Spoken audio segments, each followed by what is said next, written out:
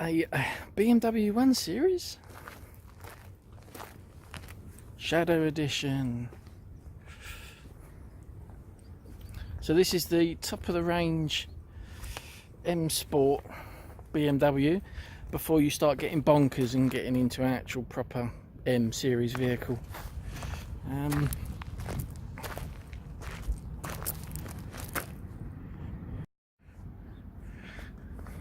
Come to Dungeness, come to where it's nice and quiet and you won't be disturbed. Jesus. Anyway, yeah, so we're at Dungeness, so we've got the old lighthouse and the new lighthouse.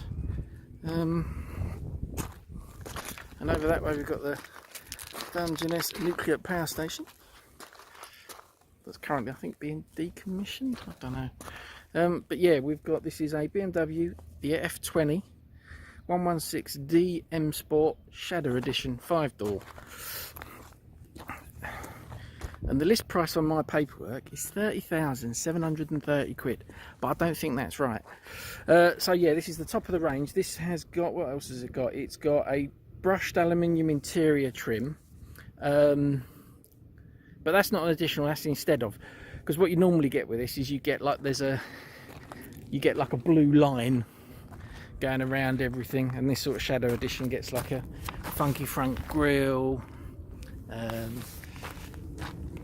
piano black front grille slats, which I'm not a fan of. It's a new front, a different front bumper.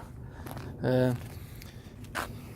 got park distance control sensors on this one, which are on the front and on the back.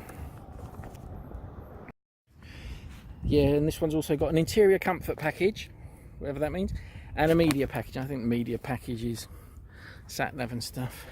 But now you've got your massive front discs. They are quite big, and these are on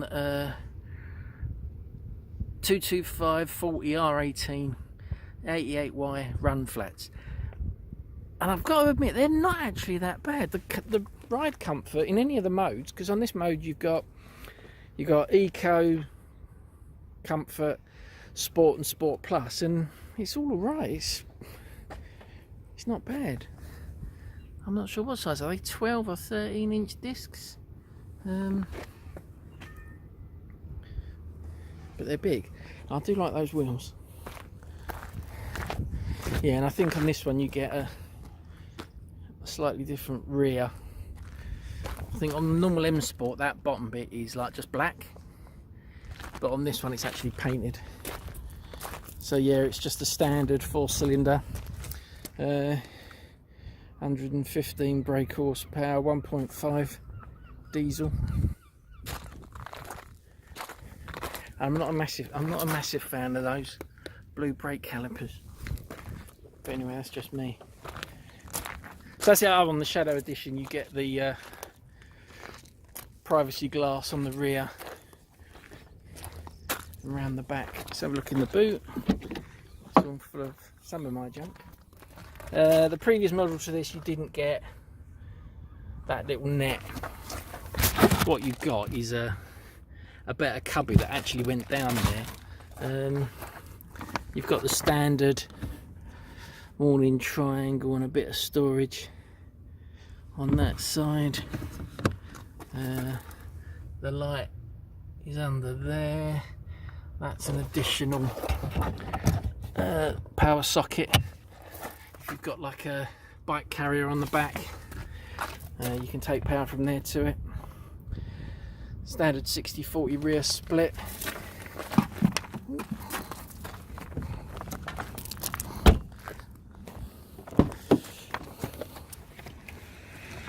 The standard lever on this one is sort of like, I think it's this, but with like a blue bit of piping on it. But this one has had the, I think that's an extra 800 quid or something like that, just for standard black leather. It's all black. So you've got cargo nets on the back of both seats. You've got dual climate on there, and another 12 volt. Is that a proper 12 volt socket? Yeah, you've got another 12 volt socket there. Bit of door storage.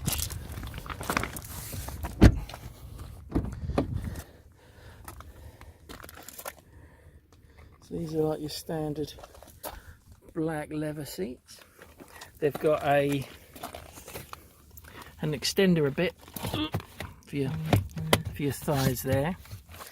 They've got a side bolster adjust, so that basically just inflates like a bag in here that brings these in. But that's where the lumbar adjust button should be, but it hasn't got lumbar adjust. And it's a typical 1 Series. It's got sub under both seats. This one's got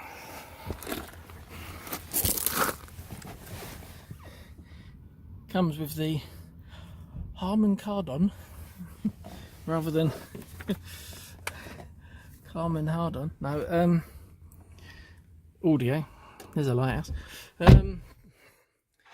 Yeah, so normally it has the sort of on the trim, and on here there's like the M Sport logo. The M Sport logo's blue, red, etc., and you've got bits of that everywhere, but that's been limited. It's got a slightly different steering wheel. This one's a bit skinnier. The normal one's quite round. It's quite sporty. It's quite smooth. Supposed leather, but it's probably fake leather. It has the cup holders in the right place in front of the gear knob, so you don't keep banging your arm on it. It's got your standard iDrive integration with touch sensitive bit on the top for your navigation. This is the way forward. Everyone should have this. The only ones that I know that have got this are BMW and Mercedes.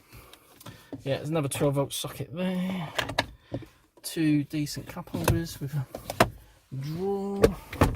And then in this stowage bin down to my left, let's get all the rubbish out. That's where you plug in your USB drive. And you've got an adjustable, well, it just goes forward or backwards. A proper normal handbrake. This is the last of the rear wheel drive 1 Series. It's 2019 now, and later this year they're going to be bringing out the new 1 Series, which, God forbid, is front wheel drive. Apparently they've got like a £700 saving per vehicle on putting the engine, putting the drive up the front, and it will free up space so that you won't have to have the tunnel in the back. You'll probably have more boot space lower down because they'll be able to lower the floor because the diff won't be in the way. Standard glove box, nothing much has changed over the years. Still got the power socket under there, which is really good.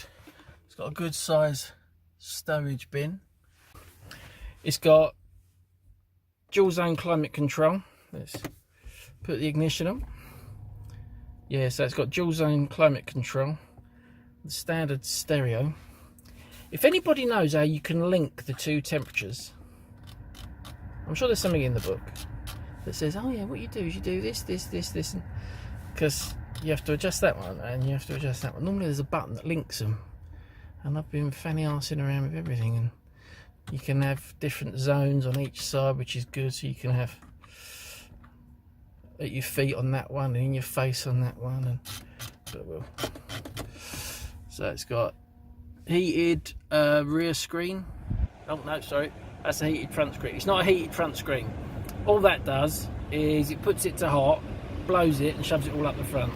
So it's not a heated screen. It's not a Ford. Fords have heated screens. Rear demist, as you say, different zones. Oh, sorry.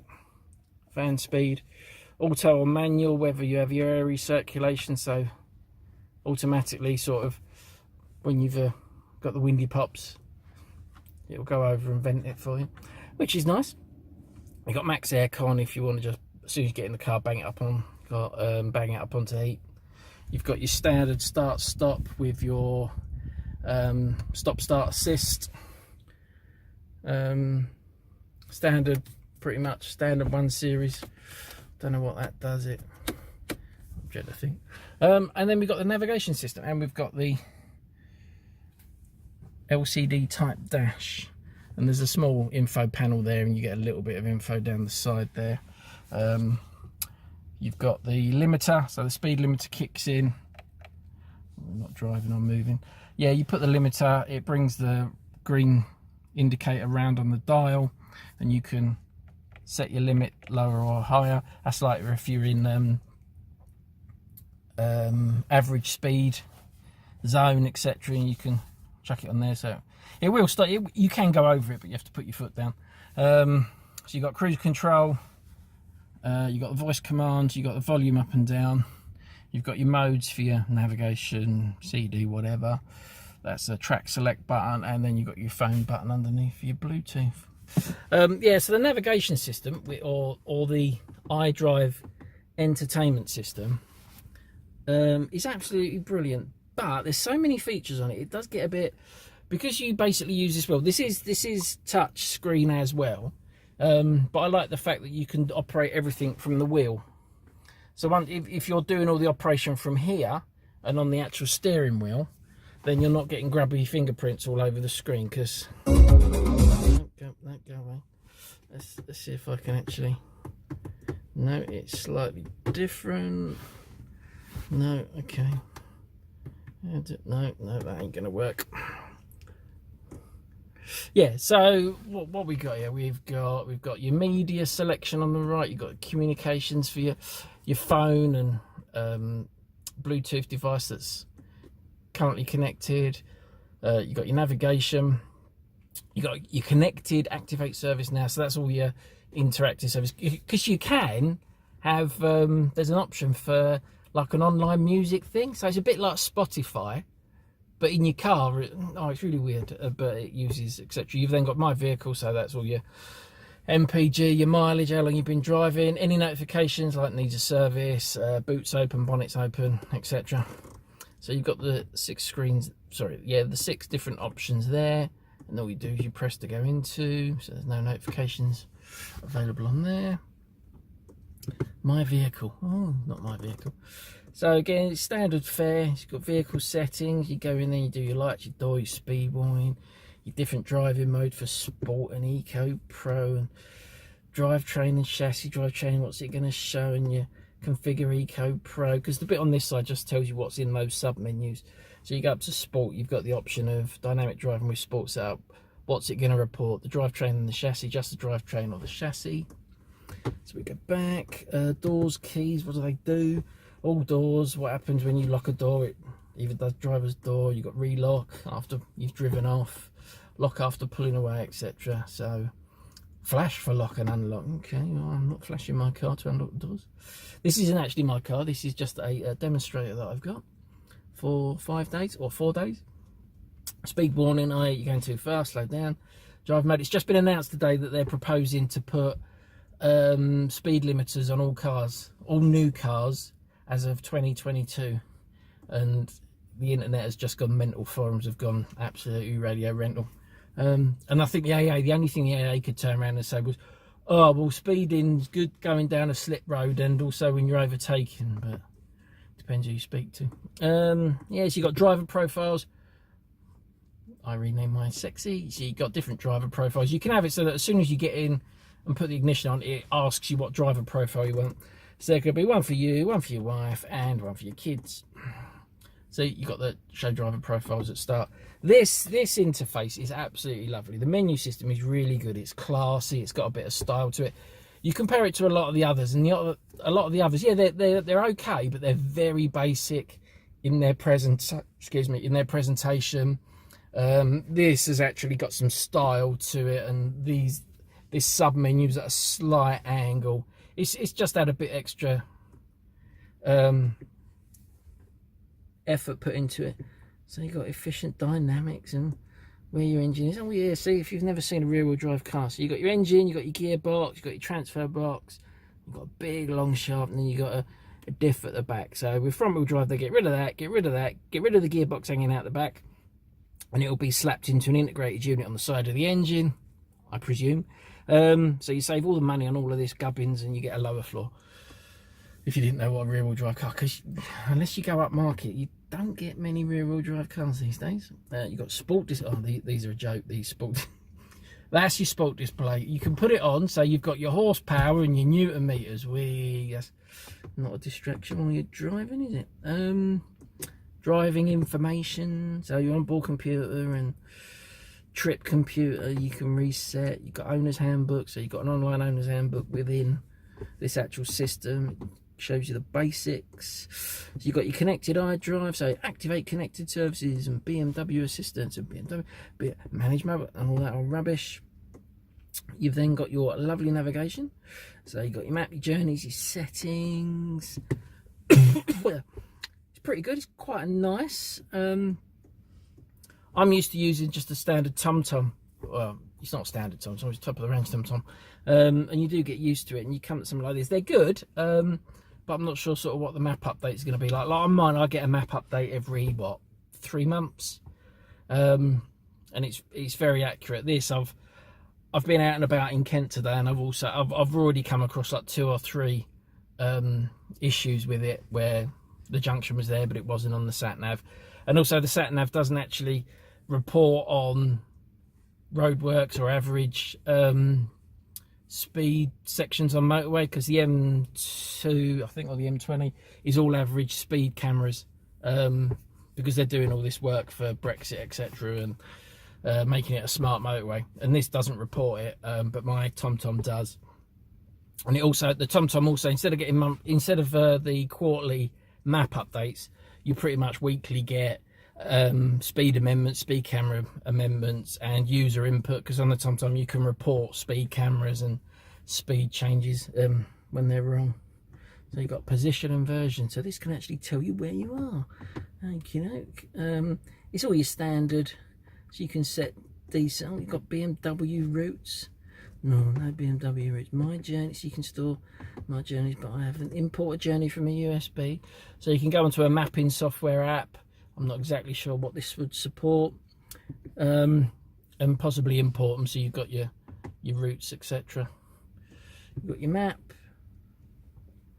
That's what the map looks like. So that's a split screen map, so you can have the standard map on that screen and this possible, or you could have your media or your sport dials, etc.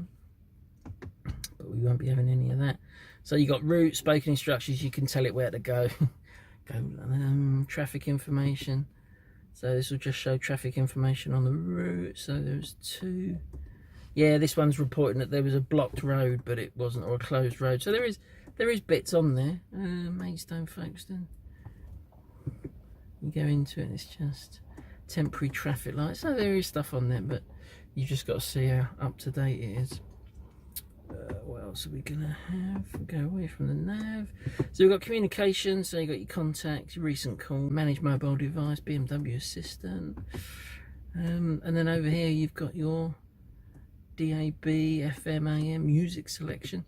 So you can, I think this has got some sort of hard drive in it, part of that Harman Kardon system, that you can import data. Set manage personal. Look, CD. No numbers. Music collection. Let's have a go at. Oh no, we can't.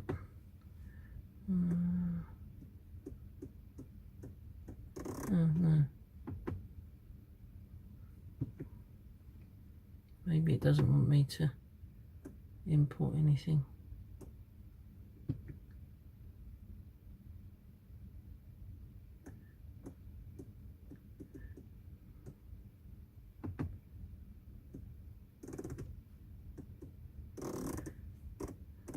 So we go music collection.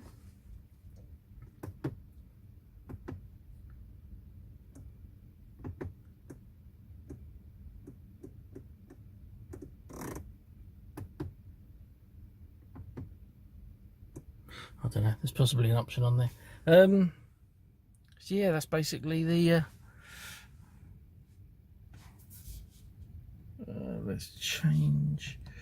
So you can change what's displayed on that small center. So that's temperature and your MPG, your average, or your average speed, current speed, your date, your temperature. There's a temperature gauge on a BMW 1 Series. Yeah!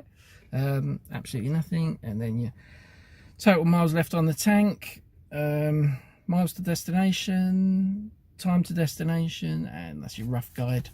And you've got your eco section over there. So yeah, you've got Eco Pro, which sort of brings up different information and makes the efficient dynamics come up. And then you've got comfort, so that changes it again. You then got sport, which doesn't really do anything apart from pulls that up. Then you've got Sport Plus with limited stabilization, so it sort of turns the traction control off and bits like that. But you've also got those buttons down here, so you can turn the optimized traction, comfort, balance setting, and all that lot. And that's how you set that. And then apparently that's your your parking assist. So if you can see that, so you've got sensors front and back. It's not really a parking assist, it just activates sensors front and back when you're negotiating for parking. And I really like it, I absolutely love it, but unfortunately this isn't on my list. This is slightly too expensive for what I'm going to be getting.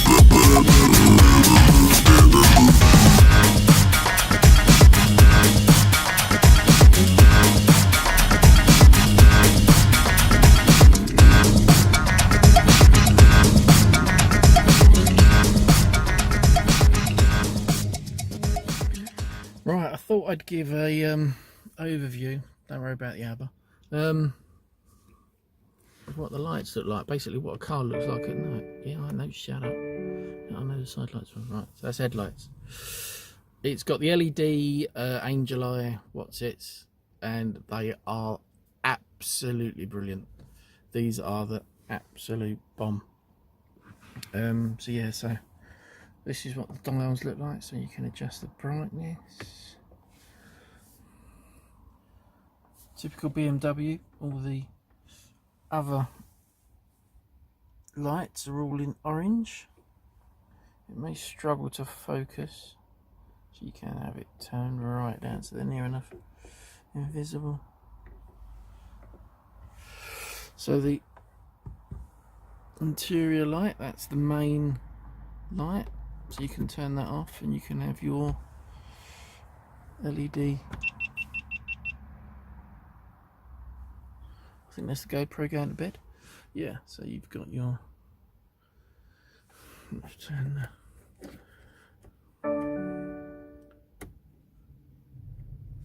Okay. Yeah, so there's your two reading lights and then your main light, and it illuminates everything pretty well. So let's turn that off. What you've also got is, let's just close the door. So, total darkness.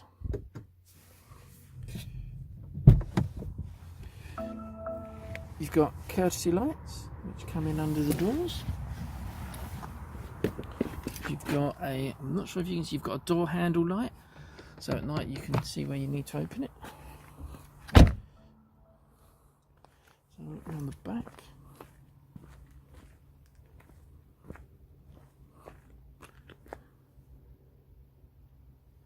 They've got LED.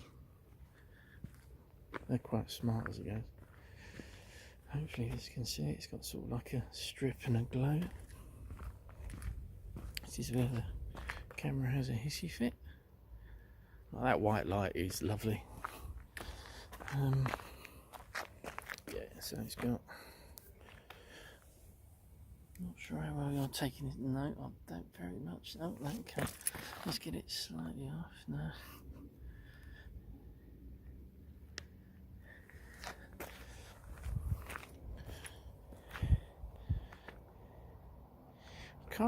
You can't really see it because it's blasting it out. But yeah, there. LED halos, or angel eyes as they used to be called.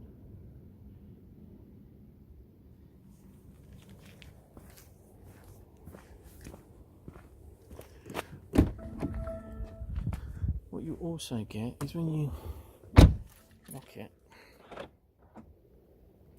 Very dark. So you come in, you've got door handle down lights, which do a really good job of illuminating the area around the car. So that's the sort of courtesy lights for you to approach your car. Yeah, and it'll booms. Come on.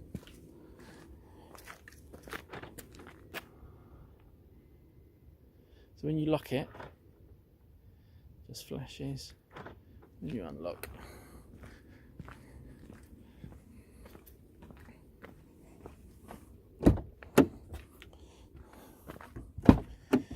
No, you don't have a down light on the passenger door, only on the drivers. But that's what it looks like in the back. It's the standard rear light. Ignore my karate mat in the back. And you get footwell lighting.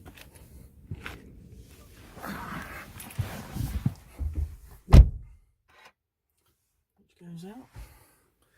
And then when you put the ignition on, you've got all your standard stuff. So yeah, that was just a quick overview of what the old BMW 1 Series looks like at night with all the lights on.